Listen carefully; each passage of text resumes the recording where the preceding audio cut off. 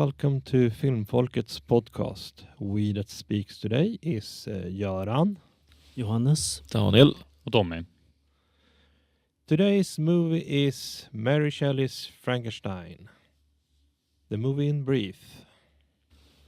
Spurred on by the loss of his mother, Victor Frankenstein resolves to find a solution to the affliction that is death itself.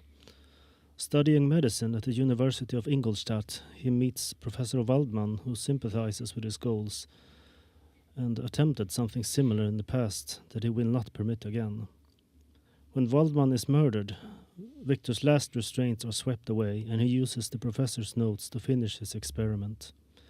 Completely unprepared for the consequences of his obsession and hubris, only suffering awaits him.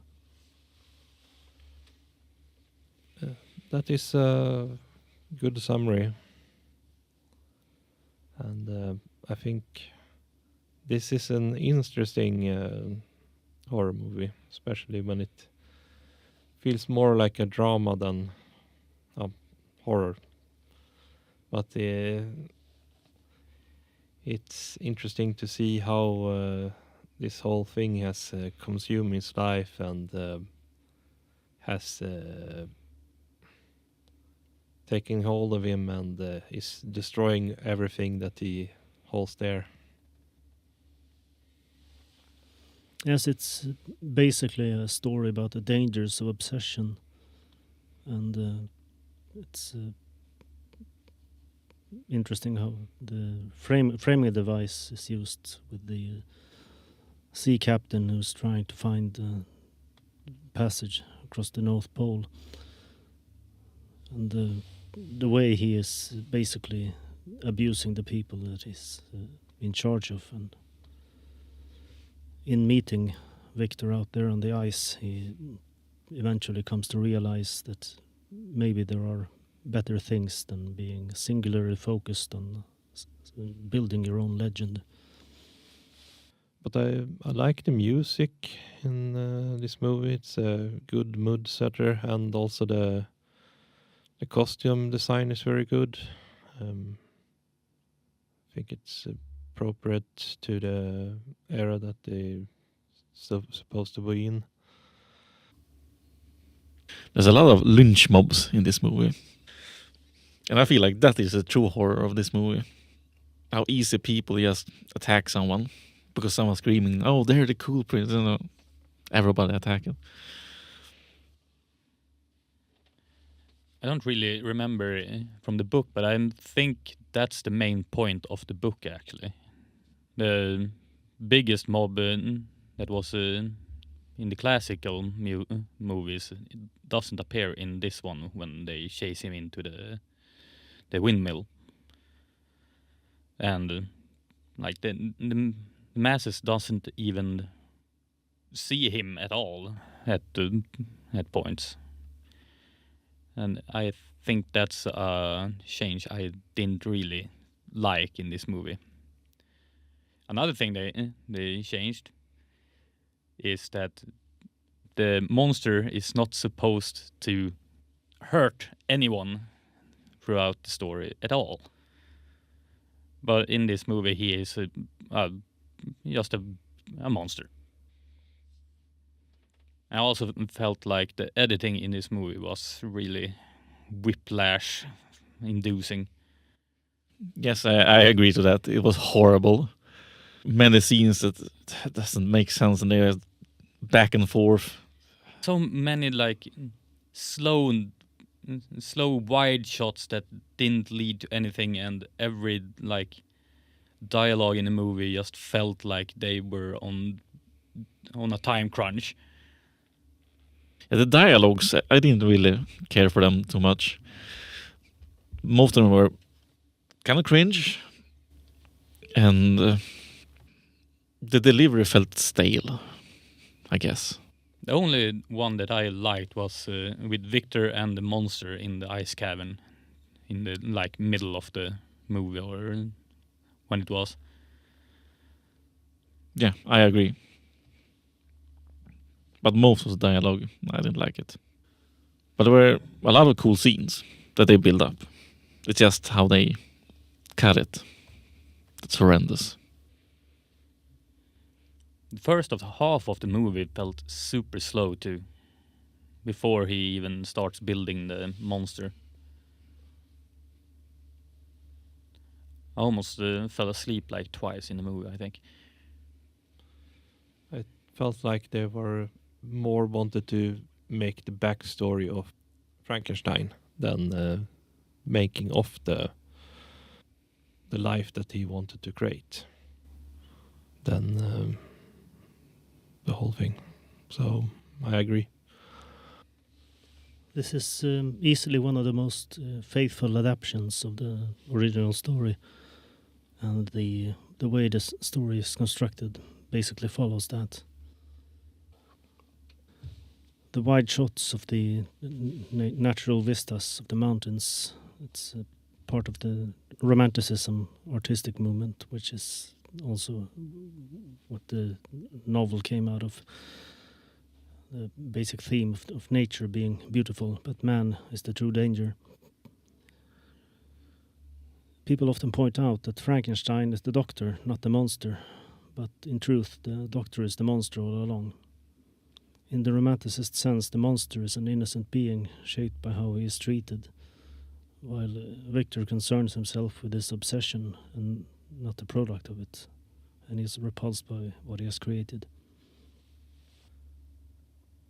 Yeah, and it also feels like he can't let go when his wife dies and tries to do the whole thing again. And when she realizes what he has done, she takes her own life by burning herself.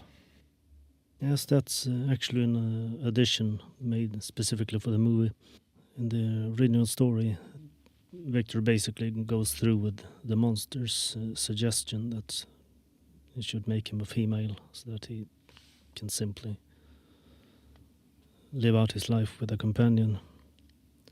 And this angle with Elizabeth being murdered is supposed to be a dramatic culmination of the whole obsessive ordeal.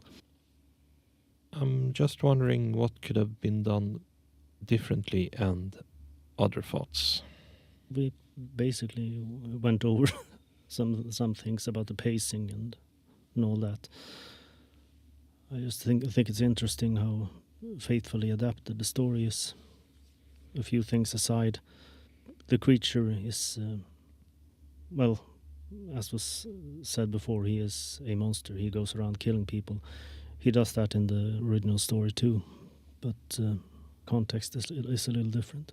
Yeah, and this shows why you don't often see that people like faithfully recreate a book, because it doesn't always work on the movie screen. Sometimes you have to take liberty and change stuff to make it more fitting for a movie. Otherwise, this is what you'll end up with. Bad pacing, things that doesn't make sense or feel off. Still, it's worth watching. Maybe once. I don't want to see it again. I might see it again. I thought it was interesting to see all these famous actors. You have Ian Holm, who played Bilbo, who is Victor's father, and you have Helena Bonham Carter, who is his adoptive sister and lover. And you have John Cleese as Professor Waldman in an unusually serious role. Robert De Niro as the creature is a really interesting performance. He speaks in this kind of stilted way that he's basically relearning to talk, and I also think it's exceptional how they do his makeup, where he starts out as this roughly stitched thing, and gradually as the movie progresses his makeup changes to show that he's actually healing, that this isn't some undead monstrosity, it's actually a reanimated person who lives and breathes and heals.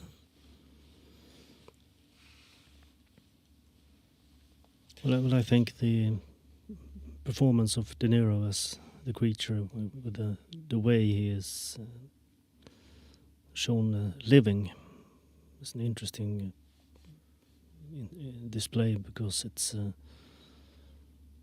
it shows how he is shunned by society and basically does his best to fit in regardless. He tries to help this starving family who's struggling with their harvest, and he doesn't really get much out of that.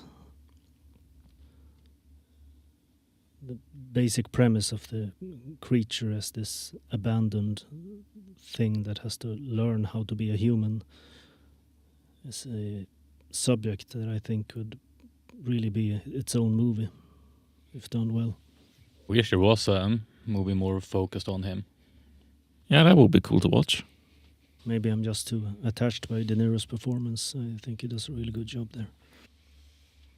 Like I said, I thought in the first half until he showed up was pretty boring. It was very slow. I agree with that.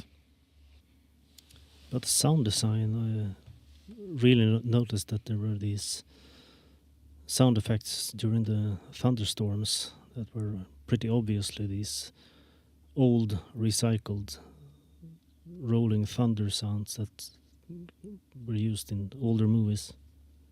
I wonder if that's a callback to the old Universal movies.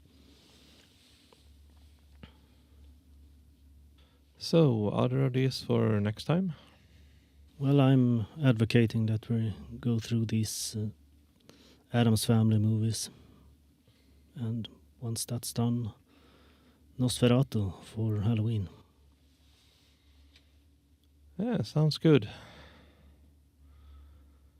Well, I wish you all goodbye for this time, and don't forget to watch, like, and subscribe. See you next time. Yes, goodbye. See ya. Bye.